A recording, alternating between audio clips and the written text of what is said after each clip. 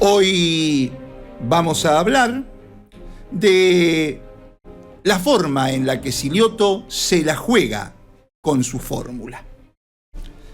También de si el candidato que puso es para convencer a Berna.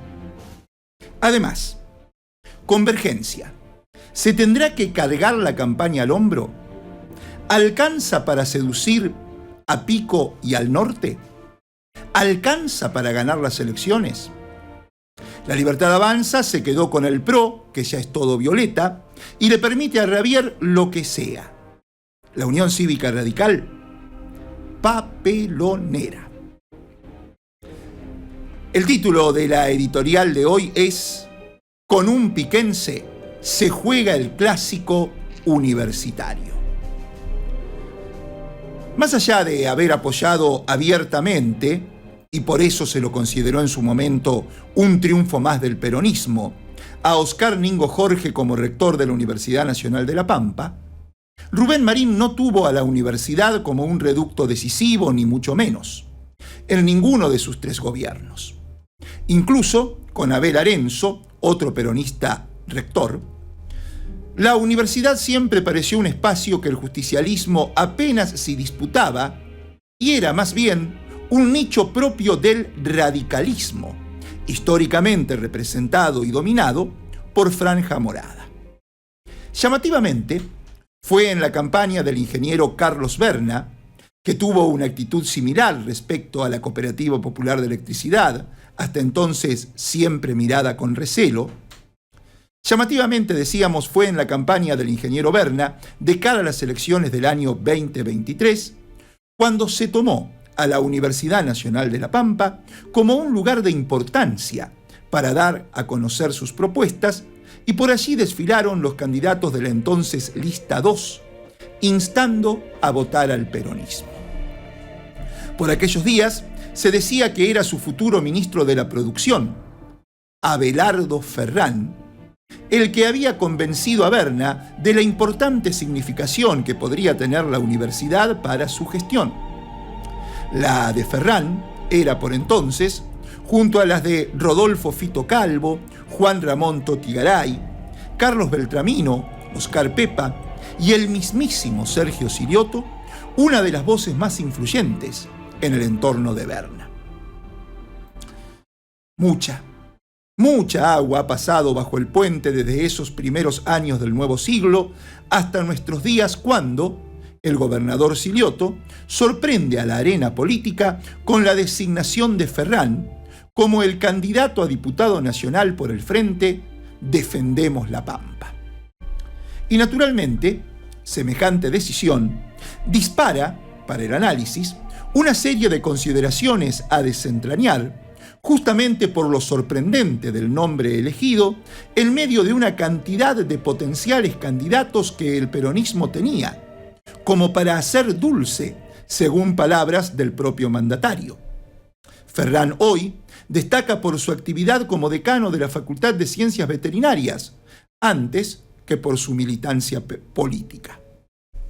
Indudablemente, y esto es lo primero que diversos columnistas resaltaron de esta nominación, es que la cuestión universitaria es hoy un punto de conflicto que ha pasado por arriba las barreras elitistas que históricamente la han rodeado, y el desfinanciamiento a la que la está sometiendo el actual presidente ha generado la marcha opositora más multitudinaria, diversa y contundente que ha enfrentado la gestión Milei, en lo que, incluso, se supuso un límite infranqueable para la misma. Este es el límite. Con la educación pública no se jode. Fue el latiguillo a mediados del año pasado, cuando todavía no pocos se ilusionaban con algo que por ahora no pasa, aunque la sensación permanente de su tambaleo en las alturas lo torne algo inminente: la caída del presidente, o al menos de sus políticas de ajuste extremo. Por eso, que el candidato sea un hombre de la universidad fue una de las primeras sentencias, con forma de mandato, que se habrían impuesto los del Triángulo de Hierro, Silioto, Vanini, Palimen, Susan, que seleccionarían los candidatos apuntando a Oscar Alpa como la figura a convencer, teniendo en cuenta su destacado rol en la batalla por los recursos retaseados que lleva adelante desde la presidencia del Consejo Interuniversitario Nacional, y también que sería un nombre ante el que Berna no tendría reparos. El impulso que desde el gobierno provincial se le dio a la instrumentación de la carrera de medicina en la Universidad Nacional de La Pampa, inclusive con la cesión de los 8.500 metros cuadrados entre los hospitales Molas y Favaloro para levantar ahí la Facultad de Ciencias de la Salud, habría formado parte de la estrategia de seducción al rector. Y el último intento habría sido la semana pasada cuando, notificado por el propio Alpa, se enteró Silioto de que la Comisión Nacional de Evaluación y Acreditación Universitaria había aprobado los planes de estudios de esa carrera. La pretensión era que el anuncio de que la carrera de medicina comenzará a dictarse el año que viene lo hicieran en conjunto el gobernador y el rector, y fuera prácticamente ese el inicio de la campaña electoral, con Alpa encabezando la nómina de candidatos. Pero no pudo ser. La resistencia de algunos referentes peronistas que cargaban contra su desconocida pertenencia partidaria y, sobre todo, el interés de Alpa de seguir dando la batalla desde adentro, como baluarte del CIN, fueron los obstáculos insalvables que abortaron su candidatura. Casi como una digresión, me parece importante mencionar que ese acto que se quería hacer con Alpa, algunos consideran dentro del peronismo que ya el gobernador lo había hecho con Ceferino Almudévar, cuando en Anguil anunció la entrega de 5.000 millones de pesos a los clubes para su actividad social y deportiva. Desde entonces, al CEFE se lo daba como número puesto, 1 o 2, pero inesperadamente, por la amistad que aseguran siempre había tenido con su padre, a Berna no le habría caído demasiado bien esa nominación.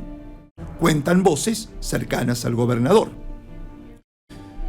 Volviendo a la cuestión universitaria, que la disputa se dé en ese territorio, no solo lo motiva el desprecio que por su funcionamiento tiene el gobierno de Milei, que persiste en el recorte de fondos y, de acuerdo con un nuevo informe de IEC-CONADU, los salarios docentes de las universidades nacionales perdieron casi un 30% de su poder adquisitivo desde noviembre de 2023, y las transferencias al sector en los primeros 5 meses de 2025 se desplomaron un 22% respecto del mismo periodo de 2023.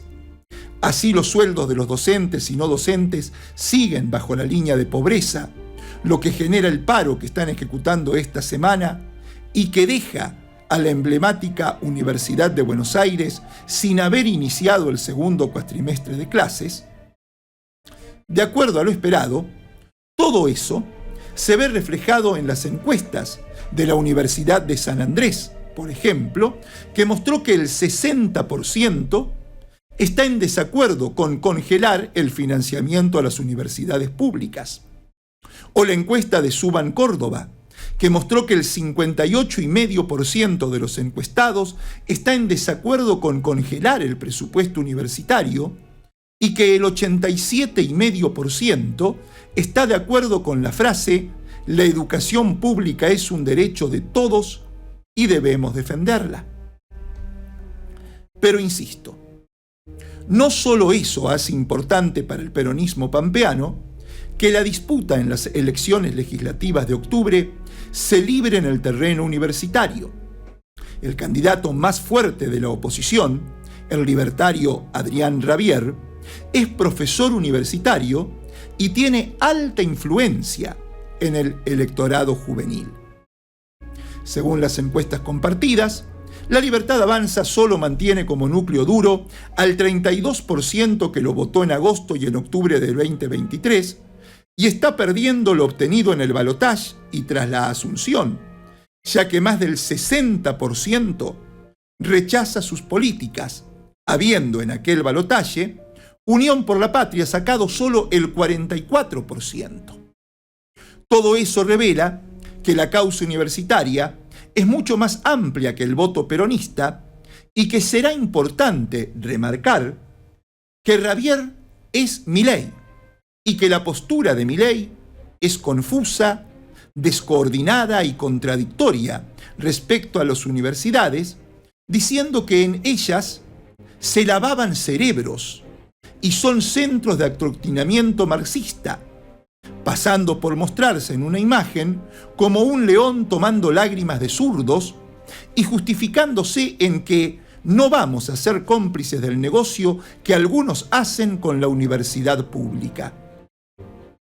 El universitario es un tema en el que el presidente acusa golpes y responde como un boxeador arrinconado, tirando piñas para todos lados. Alguien que por historia defienda la universidad es un buen candidato ante un Rabier que tiene que defender a Milei. De hecho, viene diciendo que la universidad no tiene que estar exenta del recorte de gastos para llegar al equilibrio fiscal. Eso dice Rabier. Otro de los motivos por los cuales se interpreta que la elección del Triángulo de Hierro recayó en Ferrán tiene que ver con su condición de piquense. Como lo hemos contado en otras columnas, hace 40 años, un grupo de dirigentes, hoy históricos, del peronismo, se juntaron en el norte provincial, en Pico o en Castex, y delinearon una táctica en la que advertían que, si no se juntaban todos, les sería imposible imponerse sobre el peronismo de Santa Rosa. En aquel encuentro, los piquenses Rubén Marín y César Valari, el alvearense José María Dalmazo, el castense Livio Curto y hasta el recién llegado a La Pampa, pero a Pico, Carlos Berna, junto a su ladero Carlos Beltramino, elaboraron un plan con la pretensión de que el peronismo norteño fuera el eje desde el cual se tramaría cuanta estrategia para toda la provincia tuviera el peronismo. Eso, junto al sentido de pertenencia que por su pueblo tienen los de cualquiera de ellos del norte pampeano, más la cantidad de votos imprescindibles que están en condiciones de aportar, y el lógico rechazo a lo que llaman la soberbia capitalina, ha instalado la obligatoriedad de que en cuanta elección se presentase, el peronismo compita con candidatos piquenses, o al menos norteños, en su fórmula. De allí que en cuanta especulación se manejaba respecto a la confección de la lista para los comicios de octubre, aparecía siempre un nombre de un hombre o una mujer norteña. Es más, mucho para esa consideración hizo aquella frase del exgobernador Berna cuando, desligándose de la derrota electoral del año 2021 del peronismo, el ingeniero afirmó: «Yo dije públicamente que no iba a ser candidato y que no tenía candidatos. Por lo tanto, no tuve un carajo que ver con el resultado de esa elección. La razón por la que se perdió es porque los candidatos viven en una sola ciudad y se olvidaron de la Pampa Federal y se olvidaron de Pico», dijo Berna. En ese marco, y teniendo en cuenta que Rabier es un porteño que no conoce la Pampa y que su acompañante en la boleta es la piquense Adriana García, que el candidato peronista sea de General Pico sonaba como imprescindible. En una elección, la de octubre, que por los dislates y papenoles del radicalismo se perfila con destino de polarización, donde el que termine primero podría sin demasiadas dificultades doblegar en cantidad de votos al tercero y así quedarse con 2 de las 3 bancas de diputados nacionales que estarán en juego, el nombre de quien ocupe el segundo lugar en la boleta, que constitucionalmente debe ser el de una mujer, si es que no es ella quien encabezara, adquiere una importancia significativa.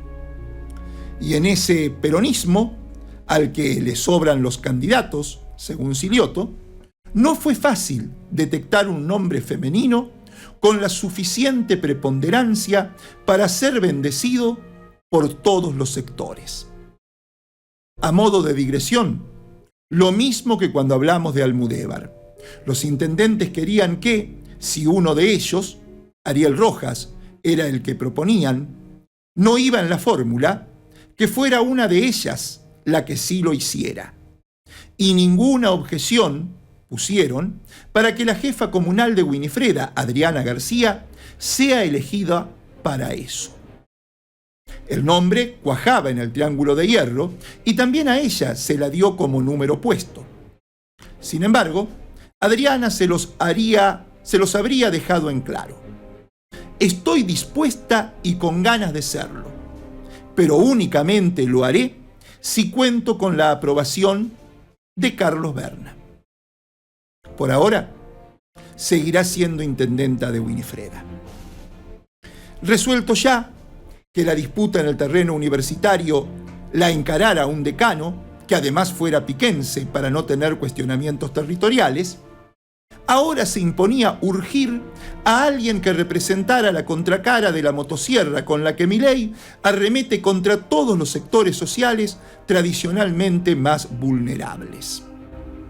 Y teniendo en cuenta que Ravier hace 15 años que vive en Santa Rosa, se la pasa diciendo que el peronismo generó sobreempleo público y excesivo gasto público en La Pampa, habla de la necesidad de aires de libertad para generar un cambio como el de Milei a nivel nacional, e invita a los pampeanos a pasar alguna vez por la Casa de Gobierno para que vean mucho ñoqui, mucha gente que no hace más que esperar la hora de salir, prometiendo pasar la motosierra sobre la mucha gente que ahí sobra y con ese dinero, en lugar de pagar sueldos, tener mejores servicios. Frente a todo eso, que la candidata de Defendamos la Pampa sea una santarroceña que desde la Cámara de Diputados de la Nación ha sabido confrontar con el desmonte del Hospital Garrahan, se ha manifestado y votado a favor de los hermanos y hermanas con discapacidad, que reclaman por lo mínimo una silla de ruedas, un acompañante, un medicamento que no llega. También ha votado a favor de los jubilados y las jubiladas y los enfermos y las enfermas oncológicas que están a la deriva y denunciado que las rutas argentinas son una condena a muerte. También que Lichi Marín sea candidata es una buena decisión. Ahora, ¿alcanza? Si en varias ocasiones, en lo que va del relato, he citado los reparos que ha tenido o no Carlos Berna respecto a los nombres que se barajaron y que finalmente prosperaron como candidatos del peronismo, es porque, otra vez, el exgobernador, ya a principios de año, anunció que su sector, la Línea Plural, no pondría candidato alguno para las elecciones de este año, y reafirmó que, si alguno de los que integran su agrupación pretendía ser candidato, inmediatamente dejaría de ser integrante de la misma. Con el antecedente de 2021, Silioto supo desde ese momento que estaba frente a un problema de dimensiones importantes. Cada vez que Berna, en algún sentido, se había descomprometido de la disputa electoral, al peronismo bien no le había ido. Es más, mucho mejor les fue a los candidatos que con ellos confrontaban.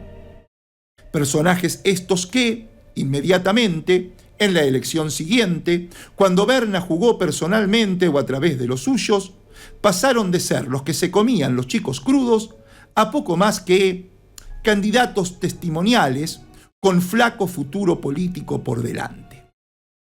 El Colo McAllister y Martín Ardoin son los ejemplos. Por eso es que tanto cuidado pusieron los del Triángulo de Hierro en la elección de los candidatos, con una montaña de detalles a tener en cuenta para conformar una fórmula más que ganadora, a prueba de que nadie la pueda hacer perder. Entre los guiños varios que se encargaron de hacerle al gravitante exgobernador, uno de los últimos, la semana pasada, fue la de conservar un nombre propio para el Frente, que además del PJ lo integran el Partido Humanista, Encuentro por la Democracia y la Equidad, el Frente Renovador, Pueblo Unido, Patria Grande, el Partido Comunista, el Partido del Trabajo y del Pueblo y Desde el Pie. Decía que, entre los guiños varios que le han hecho al exgobernador, uno de los últimos fue conservar un nombre propio para el Frente, distinto al que llevan en provincia de Buenos Aires, surgido del acuerdo entre Máximo Kirchner y Axel Kicillof. La Pampa no forma parte de la mayoría de las 18 provincias en las que el Frente se llama Fuerza Patria. Acá se denomina Defendemos la Pampa. No se trata de la Pampa o la Cámpora, pero se parece a los mini bloques que nuestros legisladores formaron en épocas del kirchnerismo. ¿Se iría por el mismo camino? Es la duda que se planteaban quienes veían que se intentaba congraciar al exmandatario con esa determinación. Además, quedó claro que los nombres que fueron teniendo en cuenta debían reunir cierta identificación, o cuanto menos la menor sospecha de distanciamiento con el ingeniero. La decisión de la intendenta de Winifreda y la postergación del secretario de Deportes, insisto, obedecerían a eso. Sin embargo, para muchos de los consultados en los distintos entornos, que Abelardo Ferrán calzara en la pretensión de la tríada seleccionadora, aunque naturalmente el gobernador se hace exclusivo cargo de lo resuelto, de ser un defensor de la universidad pública intachable, no significa que deje a todos los sectores políticos satisfechos con la elección. El cuestionamiento que le hacen pasa por la falta de estructura propia que obligará a los demás sectores a movilizarse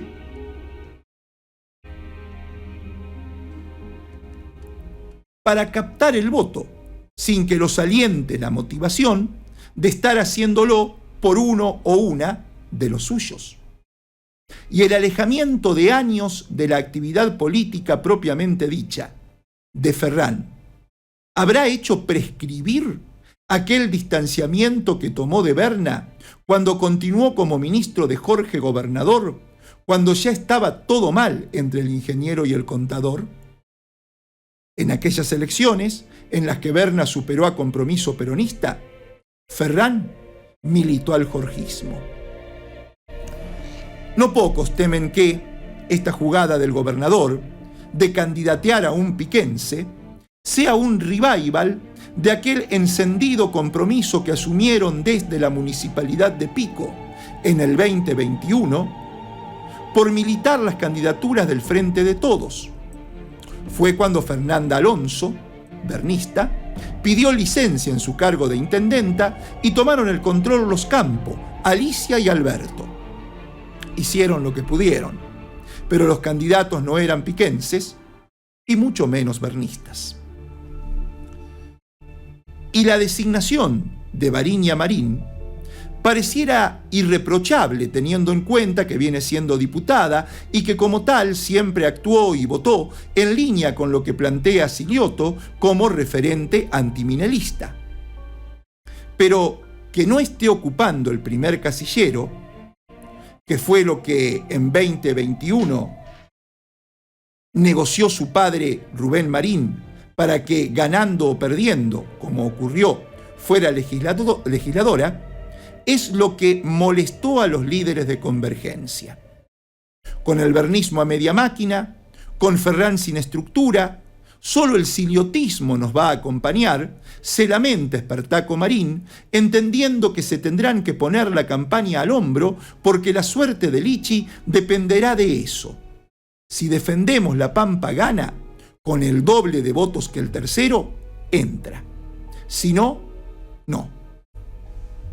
Lo bueno es que los recientes acercamientos del Taco con Luciano Di Napoli hará que éste mueva a su gente en Santa Rosa y, sobre todo, hará que no presente otra lista. Decían con cierta maldad en Casa de Gobierno, asegurando que hasta último momento no podemos saber si la intención de destrucción que ha venido teniendo Copete no llega hasta ahí. De todos modos, el denominador común de las dudas que dentro del peronismo generó la designación de candidatos pasa por aquel latiguillo que en su momento impuso Milei y que no pocos aún creen como bandera del momento. En aquella campaña del 2023, el hoy presidente ganó prometiendo ir contra la casta. No pocos ven en la avanzada edad de Ferrán y en el histórico apellido de Lichi un riesgo, si por ello los identifican con aquello. Temerosos de una diáspora inevitable, por su parte, los radicales siguen decidiendo con qué candidatos van a participar en las elecciones de octubre, que se les ha presentado como algo indisoluble, como una instancia que no quieren afrontar después de haber hecho la mejor elección de su historia, quedando a 5 puntos de ganar la gobernación en mayo de 2023 y a 2 años de volver a intentarlo con más expectativas que nunca. Pero en el medio están estas elecciones que todos, propios y extraños, creen que ganarían si el candidato fuera Martín Berongaray, pero que ahora saben que les representará un enorme retroceso justamente porque perderán muchísimos votos que esta vez no volverán al peronismo, sino que se mudarán a La Libertad Avanza sin promesas de retorno.